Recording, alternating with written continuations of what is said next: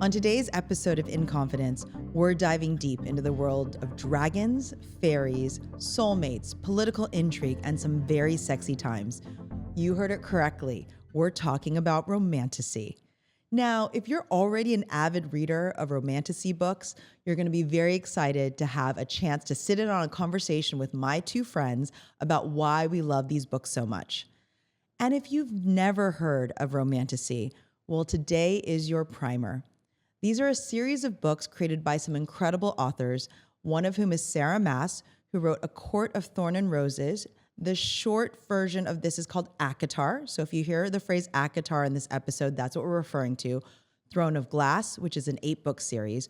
Or Rebecca Yarros, who wrote Fourth Wing, Iron Flame, and the recently released Onyx Storm.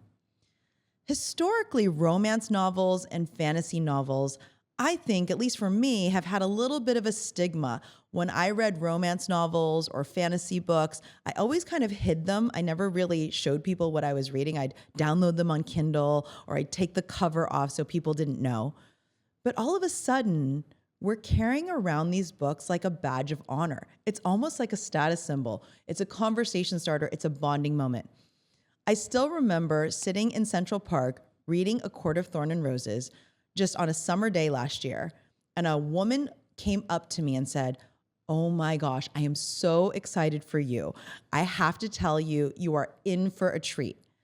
Now, this was kind of an odd bonding moment. In New York City, we don't always talk to strangers. And all of a sudden, she was so excited to talk to me about this book series. I was introduced to this type of literature by one of my best friends from college, and it sort of normalized it for me. I thought, this is weird. This is my smartest friend from my friend group. She's reading these books. Okay, maybe I need to give it a try. And if you're a fan of Harry Potter, Hunger Games, Bridgerton, 50 Shades of Grey, Twilight, any of those books, even Lord of the Rings, you are going to love romantasy if you haven't started that journey yet. On top of that, there's a reason that we're going to dive deep into why it's become so popular. I think it's a culmination of all these different types of books combined into one with empowering stories of love and heroism. I invited two of my friends, Marybeth Coleman and Lauren Wolfe, to talk to us today about why smart women are reading romantasy. Let's listen in. Well, just as way of introduction, I'm so grateful both of you decided to come on to this episode. You are two very important women in my life. Marybeth Coleman, we won't tell people how many decades of friendship we've had. A few decades. And that's because we met when we were children. Right. Yeah. Yes. Yeah. And you are an incredible executive making moves in the world of business development, sales, doing multi-million-dollar deals, in addition to being one of my best friends. And Lauren Wolfe, who I know in a professional context because we work together at leading authorities, but over the last 7 years has become a very close friend and the person I call actually all the time to break down to. We all need those people. And vice versa lately. So The other thing, which one of our leading authorities clients told me this morning, is you're also the person who chases me for the slides. Ooh. So apparently that's my constructive feedback is we need slides earlier from Lisa. That's okay. I have someone like that in my life too, and I appreciate them.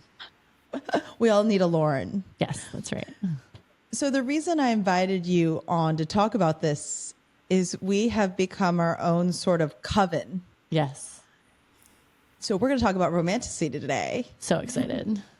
And for those of you who don't know what romantasy is, Who've been living under a rock or off of Book Talk. Well, many men have come up and asked me about it in airports and said, everyone I know is reading that. What is that? Yeah.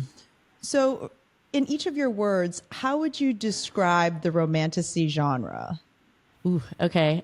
Lauren, do you want me to go first or do you want to go first? Go for it. Okay.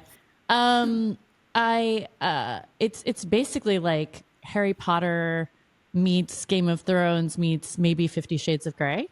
And I think there's like a pretty broad appeal and an opportunity for like escapism. I've been someone who only really reads nonfiction, except for like kind of in my adult life. And I've somehow like discovered this little, island of happiness where I can escape from my everyday life. So that's why I enjoy it. Yeah, I mean, I agree. So I was going to say more like Hunger Games meets Yes.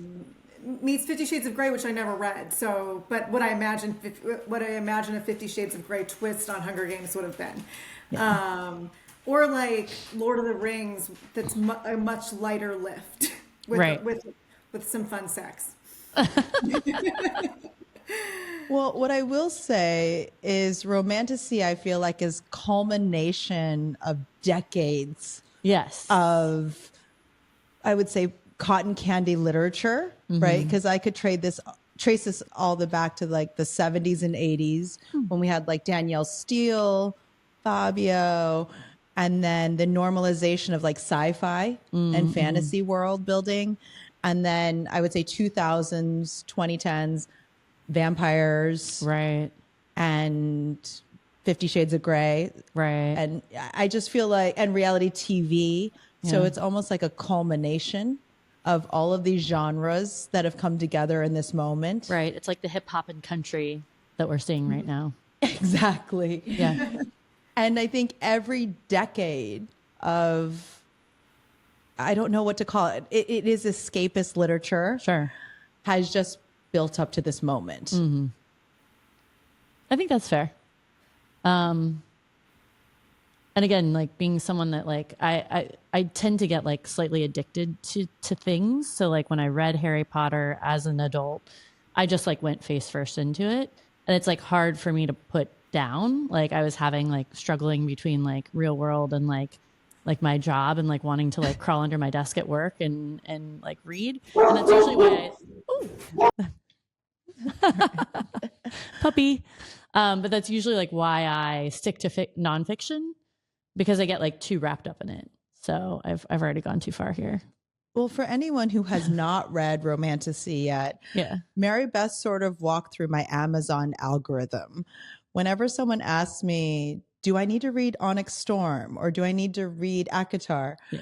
I always say, did you love Harry Potter? If yes, did you like Hunger Games? If yes, Game of Thrones, Bridgerton, 50 Shades of Grey, Twilight. It's like a sequence. And I always say, if you love 3 out of the 5, you're going to love these novels. That's right. But I feel like I never read any of those. And then all of a sudden, I read Outlander. And I feel like that was, and I read that in high school. But I never read Twilight. I never read 50 Shades of Grey. I didn't even read Harry Potter. I forced myself to read Lord of the Rings. Like, so Lauren, we must go back to Harry Potter. You're You gonna have love a it. daughter. I was like, I don't get it. I was like, I don't know. So I'm gonna read my like Jane Austen and be like a snob about my literature. I was like that too. Don't worry. Well, let's get into actually, as an aside, I was going to say, your daughter's going to love Harry Potter and I will take her to Harry Potter World and we will get sorted into the same house. All right. I'm convinced you can do that because I won't be the one taking her there. So you can take her for me. She's going to look so cute in the robes. Oh yeah. Yeah. Okay. But let's get to that because there is a stigma attached to romantasy books. And I want to start off with the question I already know the answer to, but how did you get introduced to this gateway drug? And I'm going to start with Lauren because, okay, you can't all just point at me at the same time. But Lauren, set the stage.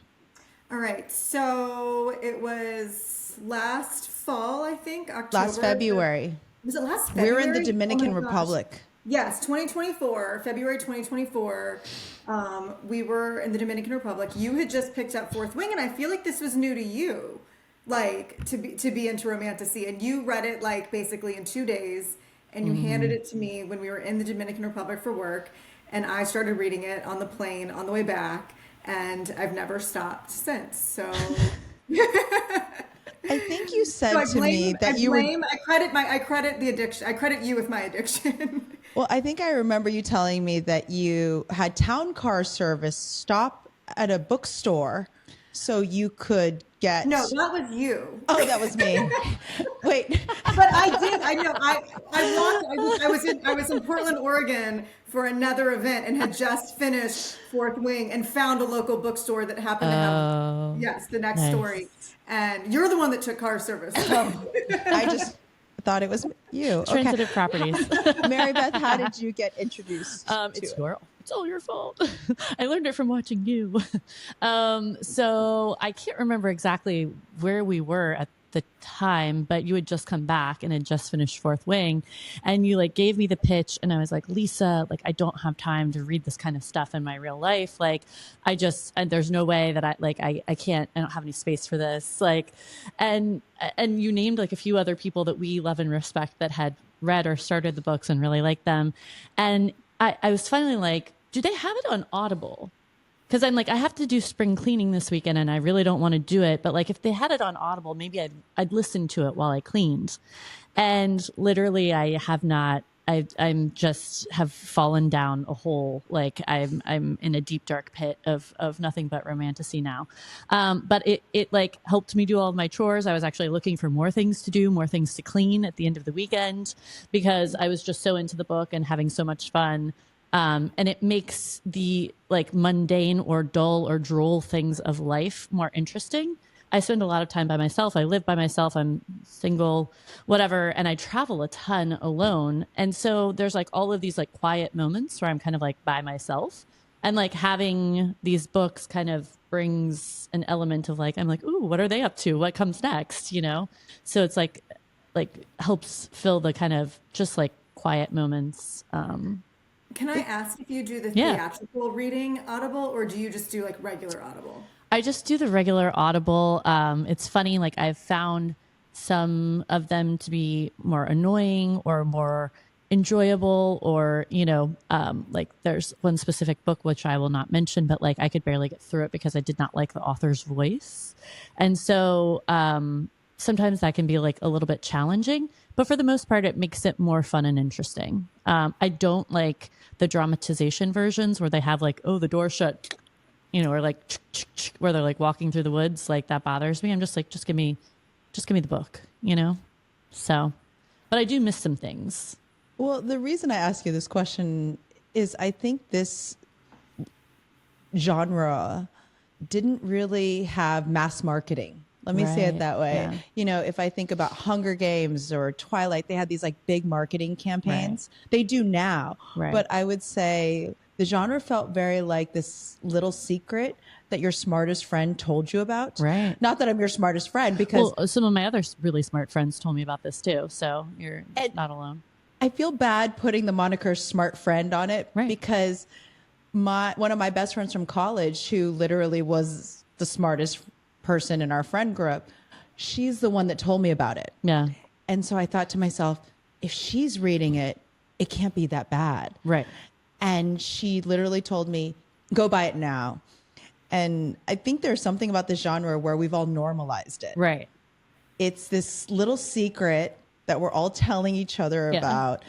And then on top of it, we're dragging each other down by saying, how far have you gotten? Yes. Yes, there's like healthy peer pressure. Like shout out to Coventry Berg, who like actually taught me the way and like the right order to read Throne of Glass. Like so grateful, still trying to get you into it. I think we're going to succeed. Good. So good. So good. I mean, I'm like so living in that world right now. I mean, Selena Sardathian, like she's amazing. I have so many book boyfriends right now. So many. What I'm going to say is the student has surpassed the master, because I literally dragged you both down this hole and you two are far ahead of me. That's right. But I will talk about last summer. I got through the third book of A Court of Thorn and Roses, and I had maybe 80 pages left. It was a Sunday in August. It was very hot in New York. Very hot. Very hot. And Marybeth, every 45 minutes, how far are you? Have you finished? Are you there yet? What about now? Where are you now? And as soon as you finish, please text me. Yes. Because you'll get on the subway and I'll meet you at Jeffrey's Grocery. That's right. And we'll debrief the whole book. I was like, we're going to need wine. Just trust me. And she's like, I don't know what we're talking about. And I was like, you soon will. Just trust me. Yes, that happened. Yeah. And you were like, I get it. I get it now. So let's start this off by saying, if you haven't started reading these books, Yes, you should. And if you are reading them or have finished many of the series, you're welcome. Welcome to the club. We've normalized it. Incredible people are reading it. That's right. And shout out to the men reading these books. Seriously. Because my chief of staff, Claire, her boyfriend, they were on Bless him. vacation in the Dominican Republic. And he's like, what are you reading? All of a sudden, they came back from vacation and he said, is it okay if I leave work early to go finish book 2?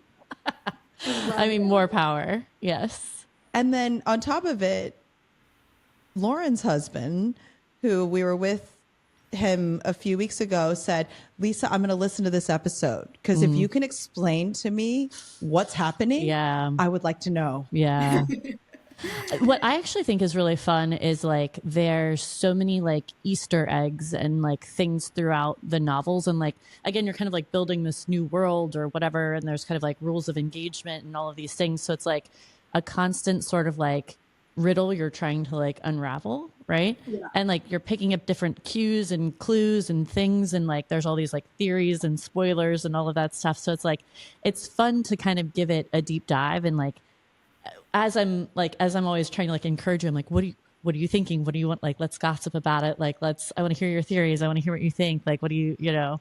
So I'm always trying to like, it makes my mind work also exactly. And I love that part of it too. And I feel like as much fun as like the smuttier aspects of it are, a lot of times like some of these books only have like 2 or 3 scenes that are like really intense. And the rest of it is actually like world building and like kind of like weird twists and turns. And so that's why it's smart women do like it. Yeah. Well, and last night, Marybeth came over to my apartment and we spent 2 hours watching TikToks of what possibly could have happened in Onyx Storm. Don't worry, Lauren and Claire, we're not going to ruin anything for you. I have lots of theories. Yes, which we're not going to explore today. Maybe part 2 if people listen to this episode and love it. All right, I'm going to lay out maybe 5 reasons why I think women love romantasy. Mm-hmm. And then each of you are going to pick one to go deeper on, if that's okay. Mm-hmm. All right. Here are the 5 reasons why I think women love romantasy. The first, empowering female characters. That these are strong and independent heroines who navigate complex situations and are not defined solely by their romantic relationships. So I think we would pass the Bechdel test for a lot of these books. The second is, and you can say it another way, Marybeth, based on how you answered the 757 question, a positive portrayal of sexuality. That unlike other genres, romantasy openly explores female desire. And it's healthy and it's consensual. The third is escapism and fantasy, that there's world building. It's an escape from everyday life. It's exciting adventures. There's political intrigue. The fourth is emotional satisfaction, that romance is comforting, happy. There's positive character arcs and satisfying love stories. And the last one is that you get to be powerful in a way that's not threatening. You can be a witch, a princess, an assassin, and there's intellectual curiosity and pleasure in being any one of those roles. So that's kind of my summary of why I think smart women love it. And that's for Jay. That was done for Lauren's husband, Jay, because like I want you to explain to me why. Those are 5 reasons why. I guess one, are there more? Is there one that speaks more to you? I think for me it would be the top 2 would be the like empowering female, the female empowerment aspect of it, as well as the escapism. I think for the escapism part, it's like I don't want to read about people that are dealing with my problems. it's like they're all dealing with problems that are like I don't relate to this at all. They're like battling like wars, and responsible for entire kingdoms, and it's and dealing with crazy wounds. Like, I don't know. I feel like the problems that they're dealing with are so far away from my problems. Not that I would necessarily rather be dealing with those problems, but it's just true escapism. And I don't want to I don't like watching movies that I relate. I want it to be like something that's just totally not what I'm dealing with. And then I think in this, political environment we're in right now, I think it's really nice to have female roles like this where they are powerful and they come into their own and they find love and they find equals that aren't threatened by their power, and no one's taking power from someone else, So I love that. And I also think there's a vulnerability to these heroines, right? They come from fairly broken backgrounds and they persevere. They're given choice and agency, and they ultimately are responsible for making not always a happy ending, but a satisfying ending. Right. And I think they do a pretty good job of like nothing, things aren't perfect. Of still describing that it's like there's some amount of realism in like a lot of these books of that there's no quote unquote happy ending. There's like, not a perfect resolution. Like, and we'll see how like some of these other, book, like the series ends. But I think number one is probably the number one thing for me is like reading these strong women and reading how they kind of deal with adversity and like, the different kind of personalities that they bring to the table, the different strengths and weaknesses. And I think you could do like an easy SWOT on any of these women and be like, whoa, like, there's a lot that they're like dealing with and challenges that they face. And somehow they're like kind of able to navigate a lot of that. I think a lot of it is like the interpersonal relationships to me are really interesting as well. Like reading through like the actual like positive and negative emotions of the relationships they have like with the different people in the book. And, it's interesting to me, like, as I'm reading, I'm like, wow, that's, this person's gaslighting the other, or like, identifying some of those like interpersonal relationship feelings that I have felt in other like real life situations, and being able to identify those and think like, okay, that's not healthy. Like, how is she going to handle this, or how does she manage this? And that helps me kind of like think through and like clear some of my own sort of like things that I've been through. So I like that part of it as well, where I'm like, oh yeah, like, you need to get rid of this one, or like that guy's not treating you with respect or whatever. When they like come to that recognition, I think is really satisfying. I was going to say that I love that. Yeah. And in book 2 of Akatar, we had this conversation after I finished it, and I said my favorite line was when Feyre, the main character, says to Tamlin, "I was so broken that I would have fallen in love with anyone." And I've been that girl. Oh yeah. I've been that girl that my life has been so sad that I will stay with a guy. Yes. Because any shred of affection is enough. And you know who I'm talking about. I mean, both I've been know there who I'm talking about. But I've also been there myself too. Yeah, I have to take back what I said about not relating, because that's not entirely true. But you both know who I'm talking about, where any shred of affection, I thought that was all I deserved because I was so broken. That's right. Yeah. But it helps to identify those in like a third party, right? Of like I can assign like this relationship and that relationship and this reaction and this thing. But it helps you like almost like work through those situations, like very cathartic to me, to be like, oh, that was so-and-so and that was so-and-so. And like, I made it out of those, and I'm like, woo, like good job.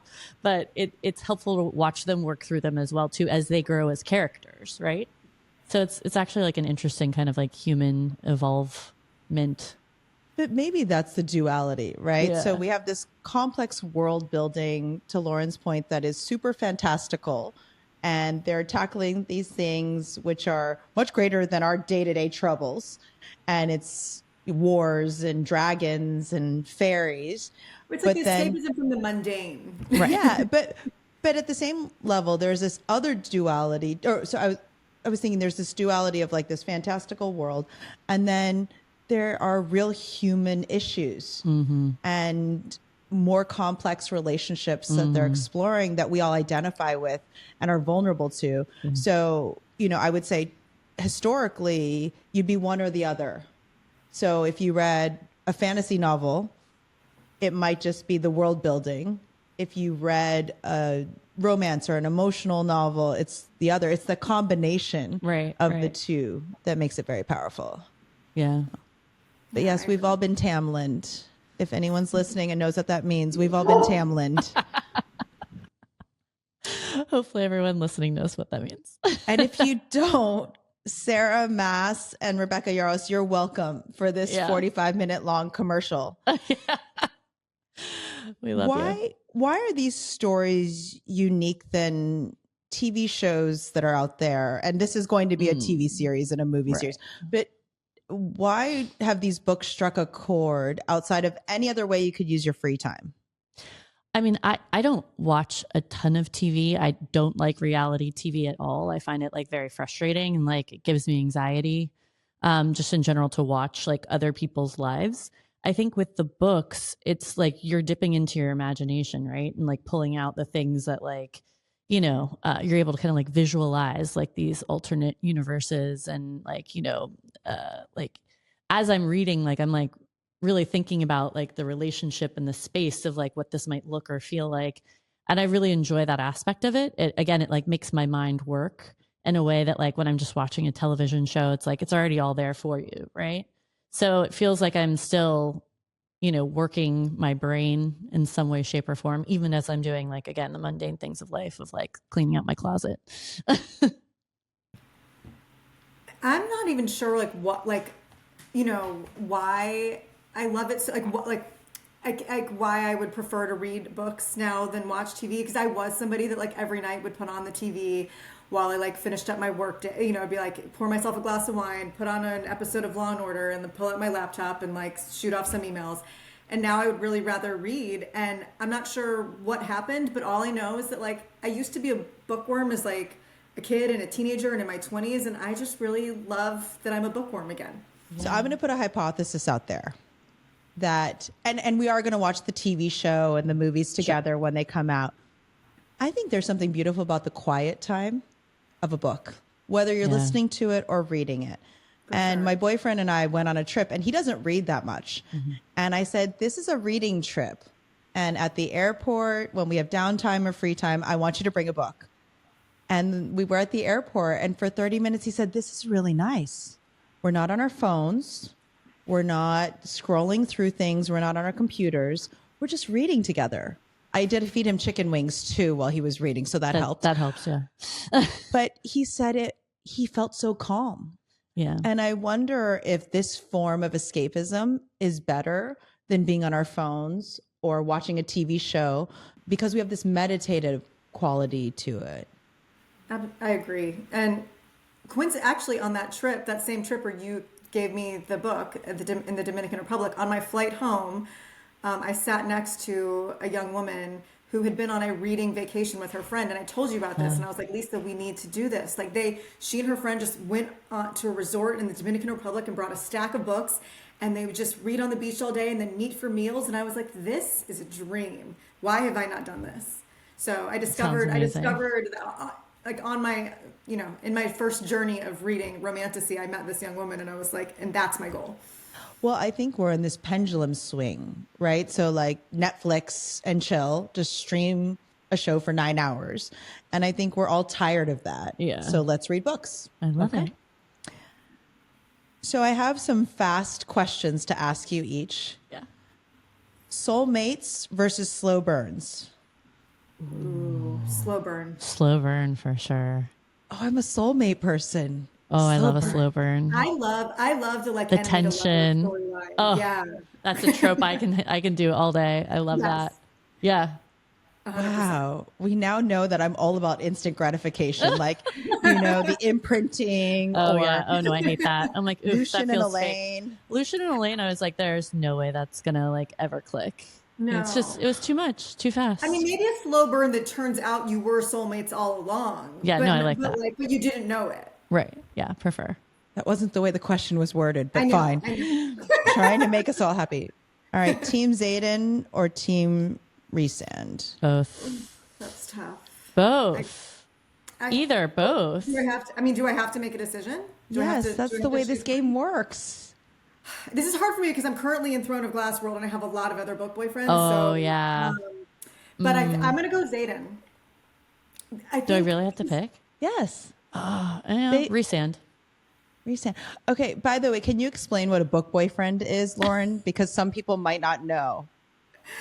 I think I just throw it around loosely. I'm not exactly sure if but I just think it's like you fall in love with the character and he becomes your book boyfriend. He supplements whether you have a real boyfriend or husband. It's like you have like a work boyfriend, work husband. This is my book boyfriend. Well Got said. it. Okay. I'm going to go Zayden, but we all know my real book boyfriend is Tarn. Right. That's right. We had this conversation. Marybeth said that's not a viable option, but I want a dragon. Well, you can have a dragon, but I don't think you should be your dragon boyfriend. Yeah. book But maybe I'm boyfriend. Segale. Okay. No? Maybe. Okay, because Tarn is hilarious. Taryn's hilarious. He's also a badass. Yeah, he's also a curmudgeon. He's like But I love a curmudgeon. I love him, but he doesn't turn into a human form. Like if he was a dragon that turned into a human form. People don't even understand what we're talking about. I'm going to go Zayden, but really Tarn. Yeah. Claire, did you have any others? She's got a few. Look, she's smiling. Okay. Wait, can All we right, say can we say any of our Throne of Glass ones? I don't want to like ruin anything for Lisa. Go ahead. though. No, you're not going to ruin it. You're not going to ruin it for me. Go ahead. I don't know. Lauren, do you have a Throne of Glass one you'd be willing to share? I mean, so I'm about to end like book 5, and I don't know how things end with Lorcan, but I kind of love him. I love Lorcan. Okay, so I was like, I don't know if this is like a taboo thing to say, but I love him. I love Lorcan. Oh my gosh, that's so funny. Yeah. I mean, I obviously love like Rowan and Dorian, but like Lorcan's kind of like I'm really feeling him right now. Dorian, yeah. Okay, Yeah. I know you all haven't read Onyx Storm yet, but I will ask one. I have, yeah. Which is not Lauren. Oh, okay. Okay, I'll ask another one. ACOTAR, Fourth Wing, Throne of Glass. Okay, this is hard because I've only finished ACOTAR. Like I haven't done, so I'm gonna have to go ACOTAR because I haven't finished Throne of Glass yet. But I'm really loving Throne of Glass right now. So hard. Maybe rank them. I can't even rank them because they're so different. Like I started, I like them for different reasons. I like Fourth Wing because of like kind of the point of view of Violet that it's written. Like the POV, it like really kind of puts me into I feel like I am Violet and it feels like I'm like Riddick is my friend. And I love, you know what I mean? I love the way that she writes that kind of like, again, from that like point of view. When I started off with ACOTAR, I did not like it because it was so difficult transitioning from that point of view and that like modernist view of like, I'm in war college with them and I'm walking the parapet and whatever to like Beauty and the Beast almost. And it felt very like I was like, did not connect with Farah at all at first.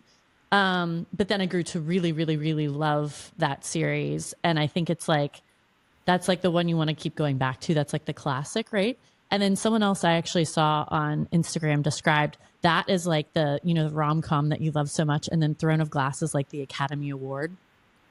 Because that is like a collection of 8 books that is like the story arc and the development that you like go through in this series is like so incredible.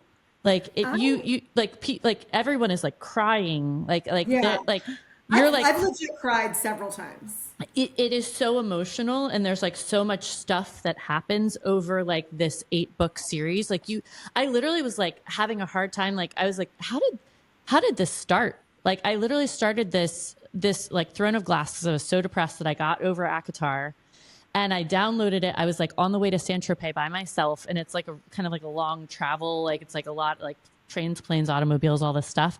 And I was like listening to it and just like, I like couldn't get into that one either because it was like such a change and such a shift from ACOTAR that I was like, who are these new people? Like, I don't care about any of this. And it took me to like the 3rd book and all of a sudden I was like, it started to really like pick up and I was like, wait, oh my gosh, this is this is amazing. This is even better than, but it's just the arc of the 8 books is incredible. You're going to love it. I also feel like, and like the literary snob in me feels like it might be better writing too. Like I think so.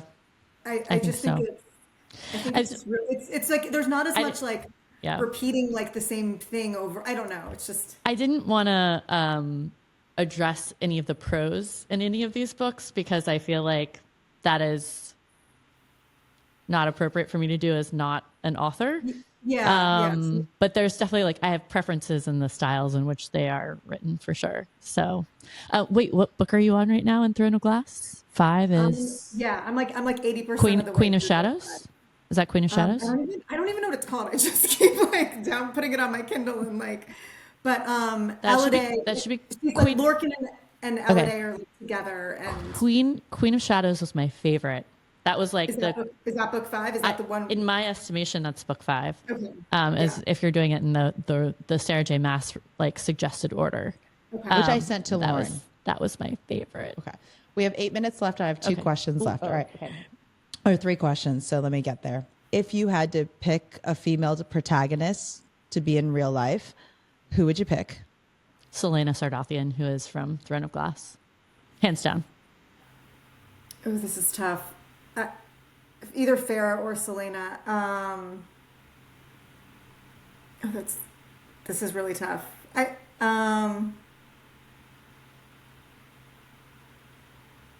go Farah. I'm going to say Lilith Sorengale. Oh, she's the best. I think we're going to get a prequel. I think so too. And we're going to find out how she fell in love with the scribe. Asher. How she birthed the 3 children. Yeah. Why she became so difficult. Because if you read the little quotes at the top, she was forced to do a lot of that. Right. Okay. I'm going to go Lilith Sorengale. I love that. I'd like to play her in the Asian version. How have these books challenged or reinvented your ideas about love or heroism or anything in the world?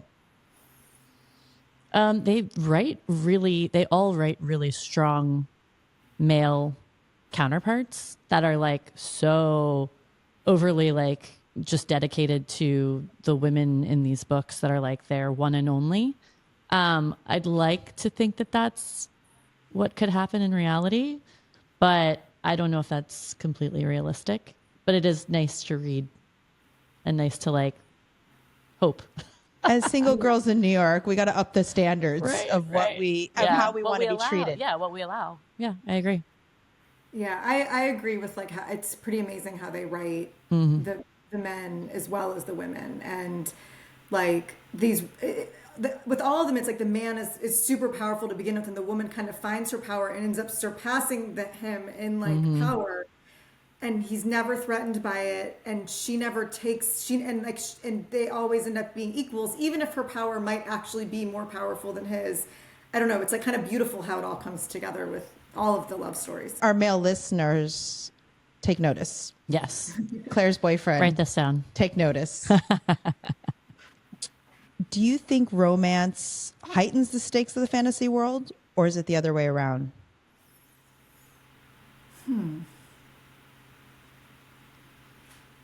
Yeah, I think so. Yeah. For me, it might be the other. I'm trying to think. It might be more that I'm able to that the fantasy makes the romance more intense. Yeah, that could be but it. I'm not somebody that would like ever read. I wouldn't have thought I would like read a romance book. So I'm trying to think of, like, which way this goes. I would have read like, I liked Hunger Games. I liked Lord of the Rings. I would have read that kind of book. I wouldn't have ever just like sat around reading a romance book. So I'm trying to think of like which direction to say that. Yeah, I can't really pick one, but see, I have read romance novels. Oh, okay. I never have. And I've read Lord of the Rings and things like that. But for me, the romance is actually the centerpiece of what I love. Okay. And then the fantasy elements, sometimes I skip over them. I'm just going to say that out loud. Okay. Really? Some of the stuff I just like, it is so like esoteric. Like when the word gates and the word keys, and that's all thrown in glass, like lore or whatever. But some of it, you're like, you just get lost in, you just keep going. I kind of Right. skip the battle scenes. Oh, I love the battle scenes. Yeah, so that's what I'm saying. Okay, I'm just fair. letting you know what parts I love. But there's something for everyone in That's a true. romantasy novel. I will finish this up by saying I think one of the greatest joys of romantasy is the bonding experience. Oh yeah. That it is a shared reading experience. Once you figure out that someone's reading them, Right. or you've introduced them to someone, it's bonded you in a way. Like you can It's have the best. hour-long conversations It's just the about best. what Right. everything Right. means. Yeah. Literally, like my entire Instagram feed, like my browse section is just like nothing but it's so embarrassing, but it's like so funny. I have like, these certain people that I send things to. I'm like, ooh, like this person needs to read Throne of Glass. I'm going to send them this meme, or like this person is already through ACOTAR, so I can send them this or whatever. Like it's like very funny, but I like have already allocated all of that in my own brain of like who gets what. Well, we're all going on reading vacation together. Yes. I will wrap this up by saying, Marybeth, you brought gifts for us. I did indeed. For our ACOTAR fans, I have bookmarks from each of the ACOTAR set with very funny sayings on them. I'll let you read them if you want. Then we've also got our Fourth Wings, Zaddy issues, and Choose Violence. We love. And then there's some hilarious stickers like the Surreal XOXO Gossip Girl. And this one, which I can't read in public because it's not very nice, but it's about Jack Barlow and his orange juice issue, allergy. So it brings us all together. I love these. And I love we're you. entering our high fae era anyways. Yes, we are. So, Hair flip. Lauren, welcome to our high fae era. Oh my gosh, I love that. Thank you so much for joining us on In Confidence today. Thank you so much for having us. For having us. Yes, what a blast. Honor to be here. Lauren, I can't wait to debrief on Throne of Glass. Like we need to get into this together. And for those of you who are seeing this on YouTube or Instagram, we are wearing our dragon outfits today. And there is an Appropriately. Andarna character on here. That was intentional. So, and Lauren's wearing her Gravitas Velvet, which I think is a very lovely reading outfit. The best. All right. It's like Thank you so much for coordinates joining with us. your dragon outfit. Yes, we love it. Thank you. I hope you loved that conversation with two of my dearest friends. If you already love romantasy, I want to hear why you love it. For me, it's such a fun bonding moment. It's a connection between people when we start to get so excited talking about the latest character developments or what our predictions are for what's going to happen. So engage with me on social media at Lisa L. Sun at Gravitas New York and tell me why you love romantasy. If you've never read one of these books before, I hope you got two things out of this episode. First, you might never pick up one of these books, but maybe someone in your life, a loved one, a stranger, somebody you're going to encounter will be carrying around these books, and it will be a moment of connection. You will see them. You will understand why they love them. I was in an airport and I was carrying my Onyx Storm book, which just came out. And a gentleman at Hudson News said, "Why is everyone reading that? My daughter just bought it. My wife just bought it. One of my colleagues just picked it up." And I explained to him why we loved it. And he said, "Thank you for explaining that to me because now I understand better. I can better connect and understand why they love that book so much." So it's a point of connection. And secondly, maybe you're now more interested in reading the genre. It is a beautiful form of escapism. It's an alternative to Netflix. Not that I don't love Netflix. Let's be clear. I still love a Netflix and chill moment. But it is a really lovely meditative moment to pick up a new book that isn't pressure, right? It's not like I have to learn something. I can just enjoy it. If you love this episode, I hope you'll share it with somebody who needed to hear this today, especially because they might need to learn about romantasy. Subscribe so you never miss a moment of inspiration.